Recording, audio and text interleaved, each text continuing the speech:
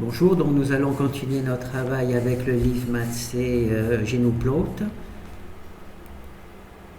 C'est un wikibook. Alors je vais vous demander à nouveau de charger ces fichiers X, d'accord?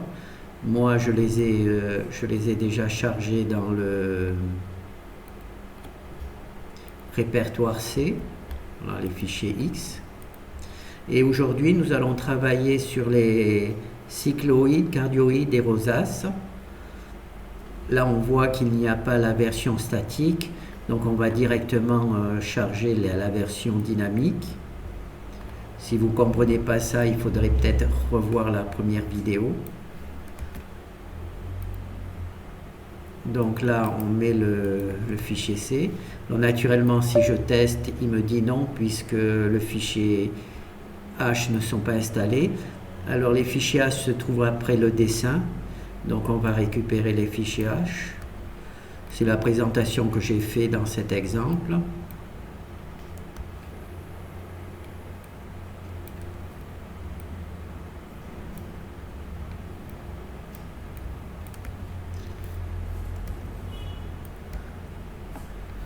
Voilà. Donc je vais récupérer tous les fichiers H.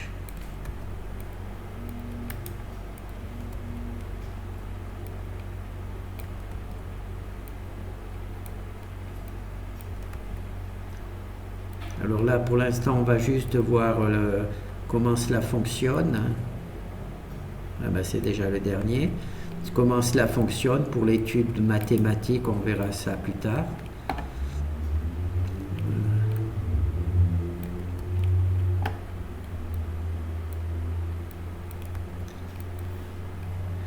Alors, on va juste sélectionner pour voir. D'accord, donc il n'y a pas de problème, ça marche. Alors moi, il me faut installer Genoplot. Alors, je sélectionne le bon répertoire. Je lance Genoplot. Et ensuite, je lance la commande qui permet d'afficher. Alors maintenant, je compile l'exemple C.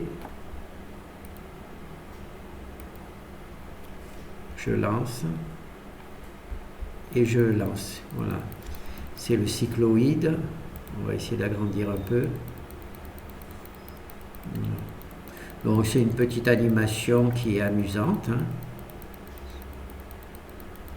Là, dans cette forme, il n'y a pas tellement de soucis, de choses à comprendre, mais enfin c'est intéressant de savoir comment ces formes sont fabriquées mathématiquement. Voilà. Donc ça, c'est un cycloïde.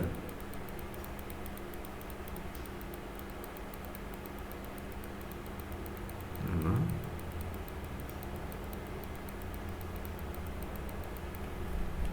Donc ça, c'est le cycloïde. Alors maintenant, on va fermer le truc.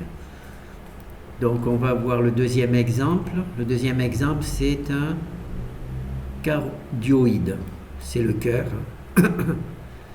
Donc on va commencer par sélectionner le fichier C. En fait, au début, j'ai pensé que c'était vraiment pas bien présenté.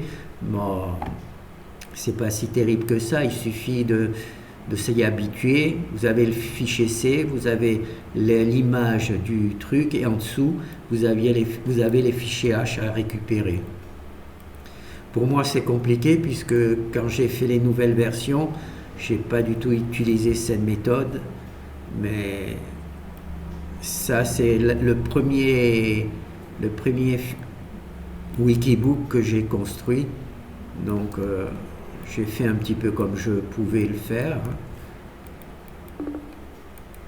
Ensuite, j'ai essayé d'améliorer ma technique avec les autres wikibooks. J'ai l'impression que les autres sont mieux réussis, mais enfin celui-là, il est intéressant aussi. Et si on s'y habitue, c'est pas beaucoup plus complexe que les autres. C'est juste que j'avais pas, vous voyez, il suffit de récupérer les uns après les autres, les fichiers. Vous voyez, ça. C'est aussi dû au fait que là c'est de l'analyse. Et en algèbre linéaire, on a des fichiers standards pour tous les exemples, alors que là, pour chaque exemple, il faut faire des fonctions différentes. Donc là, on va compiler. Alors là, il me dit que j'ai fait une erreur de misleading. J'ai pas bien arrangé le truc. Voilà.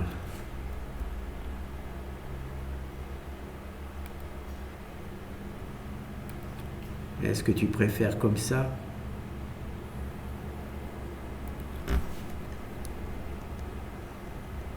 Oui. C'est bien parce qu'il corrige la présentation. Il vous oblige à faire. Oh, bon, là, étant donné que ça marche, on va pas le corriger. C'est juste une mauvaise présentation. C'est juste une mauvaise présentation. Mais le travail, il est fait. Donc, on va préparer GnuPlot avec la commande. Ensuite, on compile et on lance. Et c'est pas de chance. Là, j'ai raté. Pas de chance du tout. Voilà. Donc là, c'est le cardioïde. Ben, c'est bon. Voilà. Donc on voit comment un cardioïde est construit mathématiquement. Donc il y a deux cercles. Et il y a un cercle qui tourne autour de l'autre. Et le rayon du cercle, du deuxième, décide une cardioïde. D'accord ? Alors normalement, il faut imaginer la cardioïde sans les deux cercles, uniquement le dessin extérieur. Et si vous essayez d'en faire un parfait, eh ben, il faut utiliser deux cercles. Sinon, eh ben, vous faites ça à l'œil, vous n'aurez pas la forme mathématique correcte. Voilà.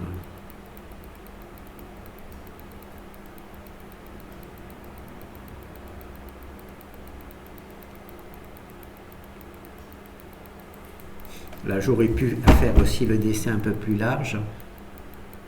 Un peu plus large.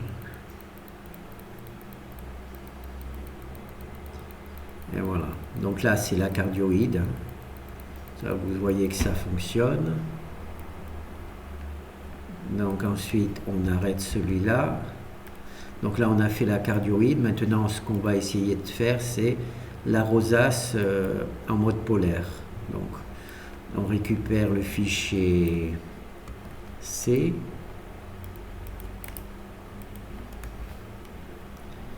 On le sauve. Ensuite, on va passer au fichier H.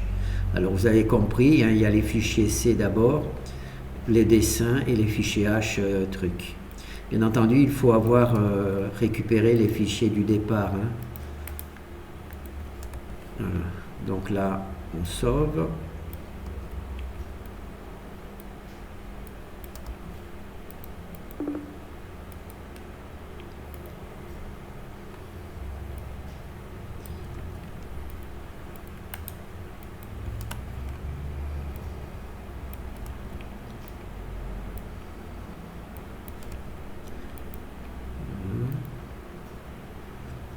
Il n'y a pas trop de... Bon, c'est assez rapide. Hein. Au départ, j'étais un peu perdu parce que c'était totalement différent de ce que je faisais au départ. Enfin, ce que je fais maintenant. Mais en fin de compte, c'est pas plus mal. Hein. Surtout que c'était le premier. Donc, je me suis pas trop mal débrouillé. C'est complexe d'installer autant de fichiers et de donner un ordre pour que cela fonctionne. Donc là, on va fermer celui-là. On va juste voir si... Très bien. Donc là, j'ai pas de souci. Alors, je passe ma commande. Voilà. Je compile. Et là, je lance. Voilà.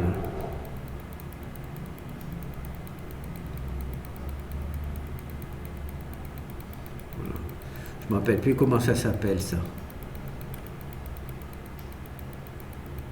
Voilà. Donc voilà, on voit comment c'est construit mathématiquement cette image. Voilà.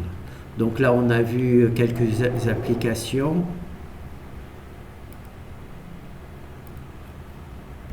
Voilà. Donc là, on a vu quelques applications. Alors là, on a vu les courbes tangentes, les trucs.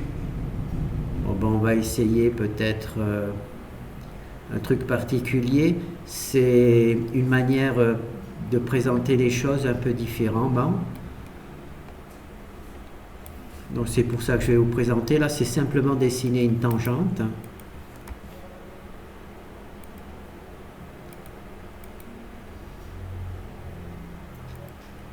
Voilà. On va juste dessiner une tangente. Alors là, on est toujours dans la même chose, hein. Il y a le fichier C. Et ensuite, eh ben, là, il n'y a pas d'image, mais on va récupérer le fichier H.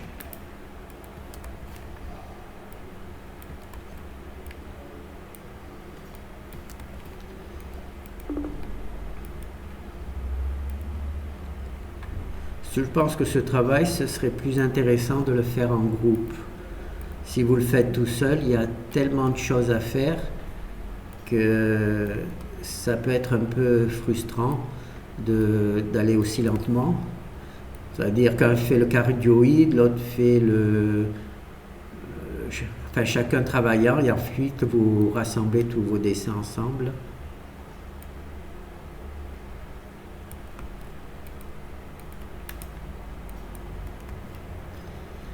Alors là, on met ça là.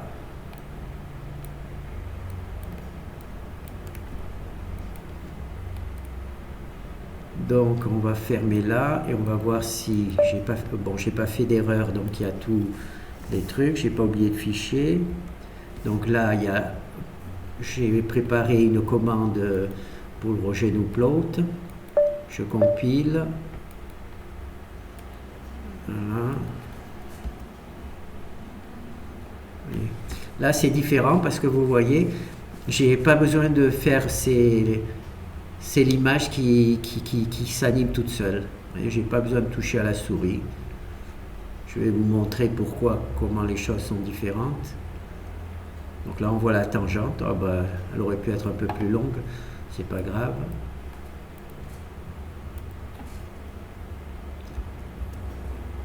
Là on va voir le fichier mainplot. Vous voyez, le fichier mainplot, en fait, c'est une suite de fonctions séparées par pause. D'accord? Et là, c'est donc un peu différent par rapport aux autres, où les autres, il n'y aurait pas cette fonction, il n'y aurait qu'une seule fonction, mais qui serait modifiée au fur et à mesure. D'accord? Donc, on peut essayer de voir si...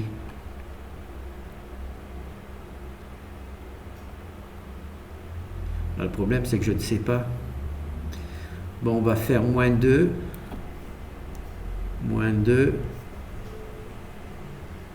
à 4. Allez, à 4. Bon, ben c'est... Là, c'est le nombre de comment ça s'appelle? Plus c'est petit, plus on peut mettre... Ça devrait être encore plus joli. Donc là, c'est bon. Oh ben, je vais faire -4. Allez, on tente. Je ne me rappelle plus la dimension, enfin on va voir. Alors...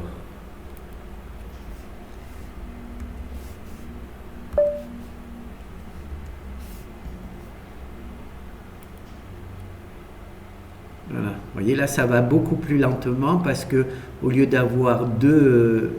mais il y avait un, et on a commencé de beaucoup plus loin. Ah d'accord, entre -4 et 4, d'accord. J'aurais pu aller jusqu'à 6 même. Et là on voit bien la droite. Donc là on voit qu'il y a, hop, on change de truc, on passe de l'autre côté. Alors là j'ai pu ralentir le travail, c'est ici, d'accord?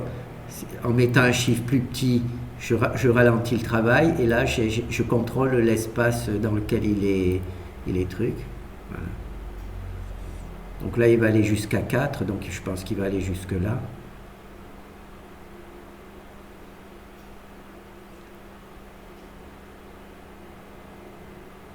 Ouais, c'est pas mal fait. C'est un travail qui doit avoir plus de 30 ans, peut-être 40 ans. Ouais, peut-être 40 ans. Il a peut-être 40 ans que cela a été fait.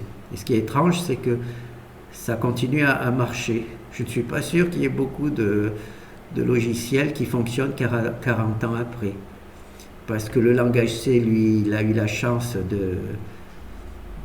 d'être toujours, d'être pas être trop modifié. Et Gnuplot aussi, donc ça fait que c'est des choses qui ont 40 ans et qui fonctionnent 40 ans encore après. Bon ben voilà. Donc là on a vu le truc. Vous voyez, c'est là que l'on dessine, les trucs. D'accord. Et si on reprend le fichier maintenant qu'on a vu tout à l'heure, pour que ça soit plus petit, il y en a beaucoup plus.